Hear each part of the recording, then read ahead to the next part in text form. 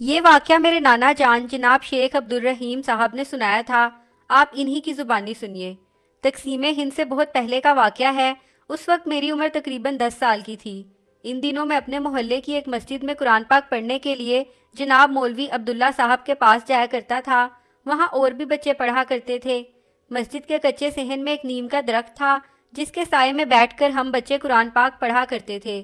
ایک روز نیم کے درخت کے نیچے مسجد کے کچے صحن میں بیٹھے ہوئے بچے با آواز بلند اپنا سبق یاد کر رہے تھے۔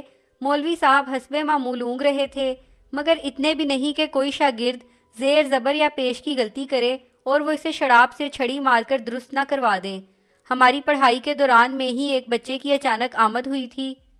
میاں جی السلام علیکم۔ بچے کی بھاری آواز پر مولوی صاحب ہڑبڑا کر اٹھ گئے تھے اور خلاف معمول نوارد کے سلام کا جواب دینے کی بجائے انہوں نے اسے گھور کر دیکھا تھا۔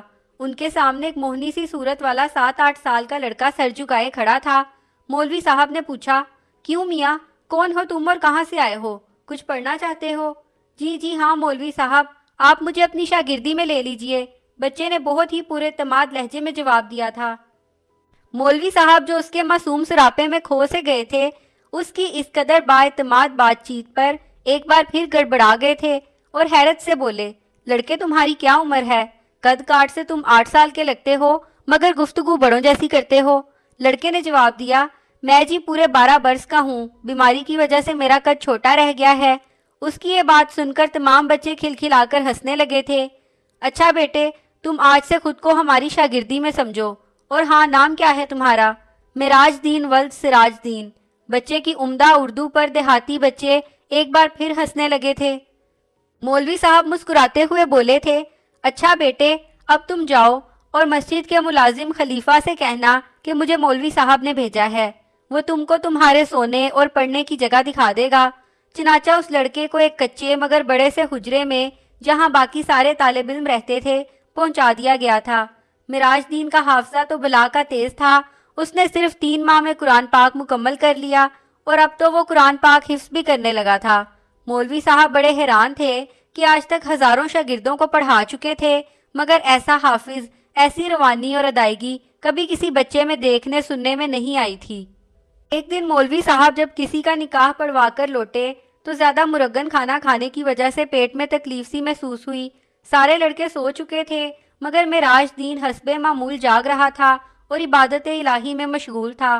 مولوی صاحب درد سے کراہ رہے تھے، ارے کوئی ہے جو مجھے کہیں سے ذرا سی ہینگ لا دے، کوئی سنتا ہی نہیں، میرے پیٹ میں بہت تکلیف ہے۔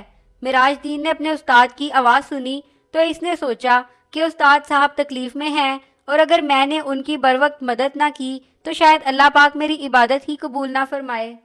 چنانچہ معراج دین نے جائے نماز لپیٹ کر طاق میں رکھی اور مولوی صاحب کے سر پر جا کھڑا ہوا اور کہا، مولوی صاحب میں لاؤں گا ہینگ، بتائیں کہاں سے ملتی ہے؟ مولوی صاحب نے کہا، تم کیسے لاؤ گے بیٹا، دکان تو بہت دور ہے، اتنے ذرا سے تو تم ہو، کیا تمہیں اندھیرے میں ڈر نہیں لگتا؟ معراج دین نے فوراً ہی جواب دیا تھا، نہیں جی، میں تو اپنے سارے کام جب چاہوں کر لیتا ہوں اور مجھے اندھیرے سے بھی ڈر نہیں لگتا۔ مولوی صاحب نے کہا، اچھا اگر تم بضد ہو تو پھر جاؤ، بس اسٹاپ کے قریب دکان موجود ہے، دکاندار سے کہنا کہ مولوی صاحب ذرا سی ہینگ منگوا رہے ہیں۔ معراج دین تو جیسے اجازت کا منتظر تھا، بھاگ کھڑا ہوا۔ اس کے باہر نکلتے ہی اچانک باہر تند و تیز ہوائیں چلنے لگیں اور موسلا دھار بارش بھی ہونے لگی۔ مولوی صاحب دل ہی دل میں بہت پشیمان ہوئے کہ معصوم بچے کو رات کے وقت باہر کیوں بھیج دیا، اگر اسے کچھ ہو گیا تو۔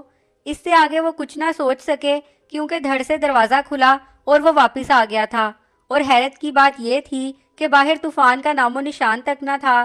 مولوی صاحب کا درد اسی دم ہرن ہو گیا جب انہوں نے دیکھا کہ معراج دین کے کپڑے بالکل خشک تھے۔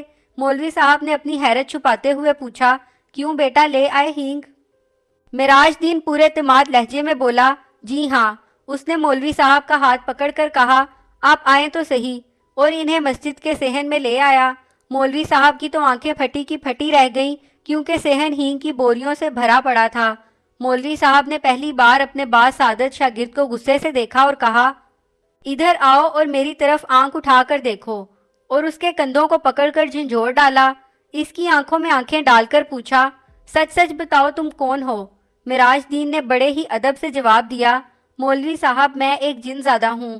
اور پھر اس کا سر مولوی صاحب کے قدموں پر تھا۔ وہ زاروں قطار رو رہا تھا اور برابر معافی کی درخواست کر رہا تھا۔ مولوی صاحب نے پیار سے معراج دین کا سر اپنے قدموں سے اٹھایا اور اسے گلے لگایا۔ جب اسے کچھ حوصلہ ہوا تو اس نے بتایا، اس نیم کے درخت پر جس کے نیچے سب بچے بیٹھ کر قرآن پاک پڑھا کرتے ہیں میرا بسیرا ہے۔ میں روزانہ قرآن پاک کی تلاوت سنا کرتا تھا، تب میرا دل بھی چاہا کہ آپ کی شاگردی میں آ جاؤں۔ مولوی صاحب جو بغور اس کی بات سن رہے تھے یکا یک جیسے ہوش میں آ گئے، اور پھر انہوں نے کہا، اچھا اب تمہارا مقصد پورا ہو چکا ہے اور تم قرآن پاک حفظ بھی کر چکے ہو، بہتر ہے کہ اب تم چھٹی کرو اور اپنی دنیا میں لوٹ جاؤ، اور یہ ہینگ کی بوریاں بھی ساتھ لے جاؤ، مجھے اب ان کی کوئی ضرورت نہیں رہی، اور اگر تم نے میری بات نہ مانی تو میں تمہیں بوتل میں بند کر کے زمین میں گاڑ دوں گا، سمجھے تم؟ معراج دین، یا پھر یوں کہیں کہ وہ جن زادہ، بادل نہ خواستہ مولوی صاحب کو اللہ حافظ کہہ کر پلک جھپکتے میں غائب ہو گیا تھا۔ اس واقعے کو ایک لمبا عرصہ گزر گیا اور مولوی صاحب اس جن زادے کو بھول چکے تھے۔ مولوی صاحب روحانی علاج، تعویذ وغیرہ کے بھی ماہر تھے۔ اکثر گاؤں کی نوجوان لڑکیوں پر جب بھی دورہ وغیرہ پڑتا اور ماں باپ اسے جن بھوت وغیرہ کی کارستانی سمجھتے تو وہ مولوی صاحب ہی سے رجوع کرتے۔ مولوی صاحب ان پر دم درود وغیرہ کرتے تو وہ بھلی چنگی ہو جایا کرتی تھیں۔ ایک روز شام کے وقت ایک ایسی ہی لڑکی کو مولوی صاحب کے پاس لایا گیا۔ وہ بن جل کی مچھلی کی طرح تڑپ رہی تھی۔ مولوی صاحب نے اس پر کچھ پڑھ کر پھونکا اور اپنا عمل جاری رکھا۔ کچھ دیر تک آنکھیں بند کیے بڑبڑاتے رہے اور پھر یکا یک وہ چیخ ہی پڑے، معراج دین، تو تم اپنی دنیا میں واپس نہیں گئے؟ کیا تم نے اپنا وعدہ بھلا دیا اور یہ بھی بھول گئے کہ استاد کی نافرمانی کتنا بڑا گناہ ہے؟ میرا خیال ہے مجھے تمہیں بوتل میں بند کرنا ہی پڑے گا۔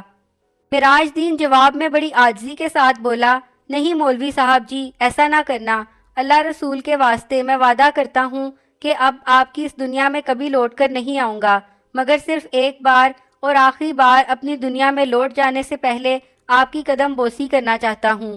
مولوی صاحب نے پہلے اسے لڑکی کو چھوڑنے کا حکم دیا، اس نے فوراً ہی لڑکی کو چھوڑ دیا۔ پھر مولوی صاحب نے اسے گلے سے لگا کر خوب پیار کیا اور بعد میں کوٹری کا دروازہ کھول دیا۔